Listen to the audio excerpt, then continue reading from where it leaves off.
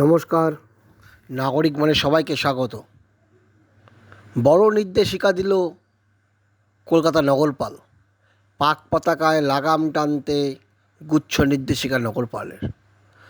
পাক অর্থাৎ পাকিস্তান পতাকার অপব্যবহার যাতে সমাজে ঘৃণা ও অশান্তি ছড়াতে না পারে সেজন্য থানাগুলিকে কড়া নজরদারি চালানোর নির্দেশ দেন নগরপাল। শহরকে পাক পতাকার কেনাবেচা নিয়ে সতর্কতা জারি করল কলকাতা পুলিশ।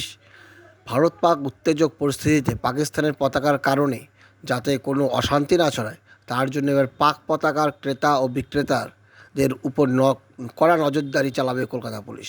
শনিবার শহরের থানাগুলির সঙ্গে মাসিক ক্রাইম মিটিংয়ে এ ব্যাপারে একগুচ্ছ নির্দেশিকা জারি করেছে পুলিশ কমিশনার মনোজ ভার্মা। পাক পতাকার অপব্যবহারে যাতে সমাজে ঘৃণা ও অশান্তি ছড়াতে না পারে সেজন্য থানাগুলিকে কড়া নজরদারি চালানোর নির্দেশ দেন নগরপাল।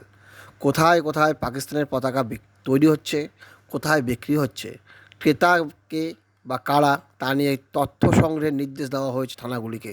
এমনকি যারা এই পতাকা কিনেছেন তারা কোন উদ্দেশ্যে কিনেছেন তার তথ্যও দিতে হবে পুলিশকে।